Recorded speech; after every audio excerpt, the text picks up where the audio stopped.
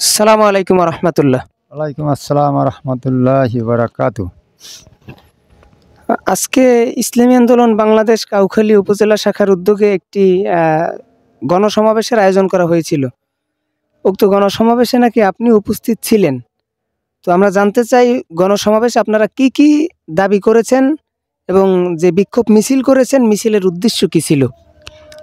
তো মিছিল আমাদের দাবি ছিল পিয়ার পদ্ধতিতে নির্বাচন চাই। আমরা বাংলাদেশে পিয়ার পদ্ধতিতে নির্বাচন চাই এবং প্রাইমারিতে গানের শিক্ষক বাতিল করে ধর্মীয় শিক্ষক নিয়োগের দাবিতে, এটাই আমরা চাই আর কি। তাছাড়া অন্য কোনো বিষয় ছিল আজকের মিছিলের? ও দেশ সংস্কারের দাবি এবং এই পিয়ার পদ্ধতি এবং গণহত্যার বিচার চাই। এই চারটেই মূল দাবি ছিল আমাদের।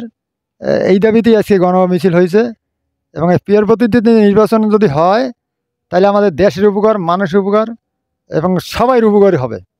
আমরা শুনতে পারছি অনেকে বলে নাকি পিয়ার খায় নাকি মাথায় দেয়। আপনি কি পিয়ার সম্পর্কে বুঝেন? এই ছিল পিয়ার সম্পর্কে বোঝা হলে একদম সোজা ব্যাপার। এটা গ্রামগাঁয়ে এখন প্রচার হইতেছে যে পিয়ার পদ্ধতি হলে সোজা। যে বল যদি একটা ভোট যে পায়, একাংশ ভোট পালে সে 3টে সিট পাবে। প্রত্যেকটা দল সিটের অংশ হইলে মানুষ ফেসিবাদিতে পারবে না, কেউ ক্ষমতা থানায় ফোন করে জানতে পারবে না, দিতে পারবে না। সব দলেরই অংশগ্রহণ থাকাকালীন সবচেয়ে সুন্দর একটা পরিবেশ সৃষ্টি এবং সামাজিক পরিচালনা খুব সুন্দরভাবেই চলবে। তো আপনি যেহেতু মিছিলে উপস্থিত ছিলেন, ডিপিক্যাল একটি প্রশ্ন যেটা করা উচিত না, এবারও করতেছি, আপনি কি কোনো দায়িত্বশীল? জি, আমি কাউখালী থানা ইসলামী আন্দোলনের সংখ্যালঘু বিষয়ক সম্পাদক।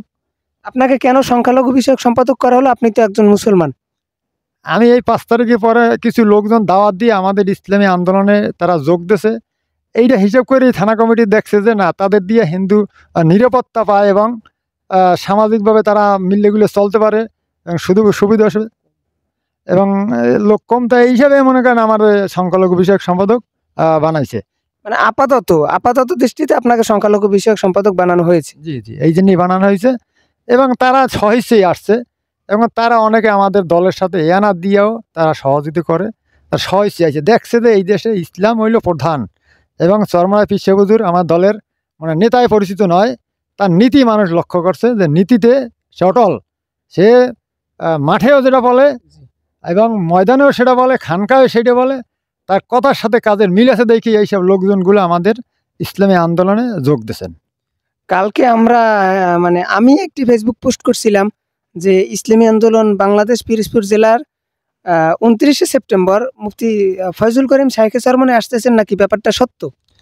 জি, 29শে সেপ্টেম্বর রোজ সোমবার জহুরবাদ মুফতি ফয়জুল করিম সাহেব নায়েবে আমির আমাদের দলের, সে ওখানে আসবেন, গণসংযোগ করবেন এই পিয়ারের দাবিতেই এই গণসংযোগ এবং প্রাইমারি শিক্ষকে গানের শিক্ষক বাতিল করার জন্য, বাতিলের দাবিতে এবং ধর্মীয় শিক্ষক ওখানে দেওয়ার। কারণ একটা মাইডে পাতিল যেভাবে লড়ায় সেইভাবে চলে, কিন্তু যদি প্রাইমারি শিক্ষায় যদি ধর্মীয় শিক্ষা থাকে, ওই লোকটা ধর্মের শিক্ষার পাশাপাশি দিনী শিক্ষা সব একসাথে গ্রহণ করতে পারবে। এই জন্যই তাদের আমাদের দাবিটা দলের আমিরের নির্দেশ আর কি। তাছাড়া ওই যে কালকে আমি যে পোস্টটি করছিলাম যে একজন সংখ্যালঘু ফেনাই বাবু, তিনি ইসলামী রতিকান্ত ফেনাই বাবু, দুইটা নামেই তিনি পরিচিত। তো তিনি পোস্টার লাগাচ্ছিলেন, তো একজন কমেন্টে বলছিল যে তাকে নাকি টাকা দিলেই পাওয়া যায়। আপনারা কি তাকে টাকা দিয়ে এনেছেন? না, তারে টাকা দেয় না। আমরা এগুলো সম্পূর্ণ মিথ্যা কথা। এগুলো হইলে সে ঢাকায় যে ইসলামী আন্দোলনের সমাবেশ হয়েছে ওখানে সে গেছে, সে বুঝছে যে টাকা খরচ করে সে গেছে ওখানে, সে বুঝছে যে হুজুরগুর ভিতর থাকলে তার কি ইজ্জত। এমনকি তারবিয়াতি মাহাবিল শিষ্যা মসজিদেও সে রাত্রে আবুল কালাম আজাদ ভাইয়ের মাহাবিলে সে রাত্রে 11টা বইছিল। সে বুঝছে যে ইসলাম কি এবং ইসলামী দলগুলো গেলে পরে সে কী হবে। টাকা দিয়ে ইসলামী দলে কোনো লোক ভর্তি করা হয় না এবং টাকা নেওয়া হয়, টাকা তাদের এয়ানাত নেওয়া হয়, মাসিকেরটা এয়ানাত। এটা কি চাঁদা নাকি অন্য কিছু? না, এটা আমাদের সংগঠন এই এয়ানাতের মাধ্যমেই চলে। আমার জানমাল দিয়েই তো দিন কায়েম করতে হবে, এই হিসাবেই সবাইকে দাওয়াত দেওয়া হয়, মানে এইটাই চলে। মানে আপনি বলতে চাচ্ছেন যে কোরআনের আয়াত অনুযায়ী আল্লাহ রাব্বুল আলামিন জানমাল কিনে নিয়েছেন জান্নাতের বিনিময়ে, এই হিসাবেই এনাদ দেয়া হয়। এনে দেওয়া হয়, এই এনে তো একটা টাকা দিয়ে দেখা গেছে আমরা ঢাকার খরচ করেন, পিরোজপুরে খরচ করেন, কাউকলি খরচ করেন, এইভাবে আমাদের সংগঠন এইভাবেই চলে। সংগঠন ব্যক্তিগত থেকে কারো কাছে টাকা নেয় না, আর এই সংগঠনরা আমরা টাকা দেয় না, আমরা যার যার খরচ এইভাবেই চালাই যাওয়া হয়। আর তাছাড়া আরেকটি প্রশ্ন যে আপনারা মানে ইসলামী আন্দোলন বাংলাদেশ বা ইসলামী আন্দোলন বাংলাদেশের অঙ্গ সংগঠন, এরা এই যে আপনার ইউনিয়নে যে সমস্ত কার্যক্রম যদি অন্যায়ভাবে হয় তার প্রতিবাদে আপনারা কি সোচ্চার থাকবেন? ইসলামী আন্দোলন বাংলাদেশ অন্য কারা কি করে জানি না, ইসলামী আন্দোলন বাংলাদেশ থেকে বা ইসলামী আন্দোলন বাংলাদেশের পক্ষ থেকে আমরা অন্যায়ের প্রতিবাদ সবসময় করি। যেটা আমাদের হাত দিয়ে ফিরাবার সম্ভব ওটা আমরা হাত দিয়ে ফিরাই, যেটা মুখ দিয়ে বলা দরকার ওটা মুখ দিয়ে বলি। আর শেষ তো আমাদের দেখা গেছে যে অন্তরে অন্তরে ঘৃণা করি তাদেরকে। আর এইগুলো অন্যায়ের বিরুদ্ধে সবসময় থাকবো, এবং সব দল ইসলামী আন্দোলন কাজই করে অন্যায়ের বিরুদ্ধে। আমাদের দলের আমিরের কাজই হলো অন্যায়ের বিরুদ্ধে কথা বলা, আর যেভাবে সে নির্দেশ দেয় ওই নির্দেশ অনুসারে আমরা ওয়ার্ড পর্যায়ে চালিত হয়। মানে আমিরের নির্দেশ অনুযায়ী পুরো দেশব্যাপী এমনকি ওয়ার্ড কাউন্সিলর পর্যন্ত পরিচালিত হয়। হ্যাঁ, এইভাবে আমিরের নির্দেশ অনুযায়ী ওয়ার্ড পর্যন্ত এইভাবেই পরিচালনা হয়, ওই নির্দেশনা মতো ওইভাবে চলা হয়। এমনকি ইসলামী আন্দোলনে আপনি দেখাইতে পারবেন না টোটাল বাংলাদেশে যে একটা কর্মীতে অন্যায় করছে, অন্যায় কোনো কাজে লিপ্ত হয়েছে, যদি অন্যায়ের বাধা দিতে যায় তার উপর অন্যায় চাপাই দেওয়া হয়। এইগুলো হয় অনেক সময় চালায়, কিন্তু অন্যায় তারা করে না এবং অন্যায়ের প্রতিবাদী সবসময় তারা জানায়। আর সংখ্যালঘুদের উপরে যদি কখনো কোনো চাপ প্রয়োগ হয় তখন ইসলামী আন্দোলনের পক্ষ থেকে কেমন ভূমিকা থাকবে?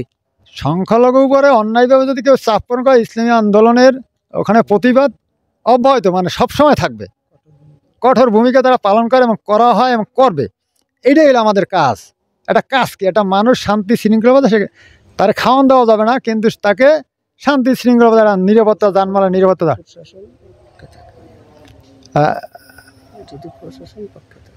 যদি প্রশাসন পক্ষে থাকে, প্রশাসন যদি অন্যায়ের বিরুদ্ধে করে তার সাথে আমরাও অনেকভাবে করতে পারি। আর প্রশাসন যদি অন্যায়ের পক্ষপাতিত্ব করে সেটা হলে আলাদা ভিন্ন ব্যাপার। মানে সে ব্যাপারে আপনাদের কোনো মানে পদক্ষেপ আছে কিনা? প্রশাসনের যদি তারা অন্যায়ের বিরুদ্ধে করে সেটা আমাদের পক্ষে করা সম্ভবই না, কারণ প্রশাসন তারা যদি আইনের গতিতে না চালায় তাইলে এটা সম্ভব কমন। তার মানে আপনি আইনের উপরেও আপনার আস্থা অনেকটা উঠে গেছে। কিছু কিছু সময় দেখা যায় যে অন্যায়ের প্রতিবাদ তারা করে না, নালিশ করলে অনেক সময় দেখা যায় পাওয়া যায় না তাদের। আমরাই নিজেরাই তো মনে করেন অনেক ফেজিবাদে অনেক জয়ের জামেলায় জড়ান না, আমাদের মিথ্যা মামলা দেওয়া হয়েছে, আমার ফলানো মিথ্যা মামলা দেওয়া হয়, এগুলো দেয়। আর বিভিন্ন মামলার অন্যায়ের প্রতিবাদ জানাইতে গেলে বিভিন্ন মামলার হুমকিও আমাদেরকে বহন করতে হয়। এটা কি প্রশাসন থেকে হয়? না, এটা এলাকার কিছু লোকজন থাকে, তাদের মাধ্যমেই হয় এগুলো। প্রশাসন তো আর অন্যায় তারা উড়ায় না, এরা এলাকার লোকজন যেটা বলে তারা ওইভাবে করে, তারা প্রভাবশালী লোকজন যারা থাকে এরা এইভাবে। আপনি প্রভাবশালী বলতে কাদেরকে বুঝাচ্ছেন? কোনো দলীয় ব্যক্তি আছে কিনা? না না না, কোনো দলীয় ব্যক্তি না, এটা এলাকার একটা প্রভাব থাকে। অনেক সময় দেখা গেছে অন্যায়ের প্রতিবাদ, সৎ কাজের আদেশ করা যতটা সহজ, অন্যায়ের কাজের প্রতিবাদ করতে গেলে ওখানে বাধা দরকার।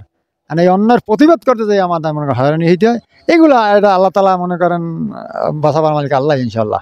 মানে আপনার পরিপূর্ণ চেষ্টা হলো কিয়ামতের দিবসে মুক্তি। যে আমাদের উদ্দেশ্য হইলো ওইটা, যে আমরা আল্লাহর জমিনে আল্লাহ দিন কায়েম করার জন্য, অন্যায়ের প্রতিবাদ করার জন্য। এটা এখন না পাইলে, এখন মানুষ দেখতেছে অমুকের হয়রানি করতেছে, কিন্তু একদিন আল্লাহ তাআলা ফয়সালা দিবি ইনশাল্লাহ। জি, তো এ পর্যন্তই আমরা আজকে আপনার কাছ থেকে যতটুকু জানার ছিল আমরা জেনে নিয়েছি। তো দর্শক, ইসলামী আন্দোলন বাংলাদেশের পক্ষ থেকে আজকে কাউখালী উপজেলায় একটি সমাবেশ করা হয়েছিল। সেখানে যে দায়িত্বশীল সে বলেছিল এবং সে মিছিল উপস্থিত ছিল, সে বলছে যে কয়েকটা দাবি নিয়ে ইসলামী আন্দোলন বাংলাদেশ কাউখালী উপজেলা শাখা মিছিল করেছে এবং মানে বিক্ষোভ মিছিল করেছে। সেখানে তারা বিষয় উল্লেখ করেছে, 1 নম্বর বিষয় পিয়ার পদ্ধতিতে নির্বাচন। যদি জনগণ পিয়ার পদ্ধতি চায় তাহলে পিয়ার পদ্ধতিতে নির্বাচন হবে, আর যদি জনগণ পিয়ার পদ্ধতিতে নির্বাচন না হয় তাহলে প্রচলিত পদ্ধতিতে নির্বাচন হবে। আর দ্বিতীয় দাবি হলো প্রত্যেকটা প্রাইমারি স্কুলে মানে প্রত্যেকটা প্রাথমিক বিদ্যালয়ে প্রত্যেকটা ধর্মীয় শিক্ষক 1-1 করে রাখার জন্য, গানের শিক্ষক বাতিল করার জন্য তারা একটি মিছিল করেছে। আর তাছাড়া আগামী 29শে সেপ্টেম্বর পিরোজপুরে মুফতি ফয়জুল করিম শাইখে চরমনাই, যিনি ইসলামী আন্দোলনের সিনিয়র নায়েবে আমির, তিনি আসবেন। তার উপলক্ষেই তারা একটি দাওয়াতীয় কার্যক্রম চালিয়েছে। এজন্যই তারা আজকে কাউখালীতে একটি কেন্দ্র ঘোষিত একটি সমাবেশ ও মিছিল করেছে।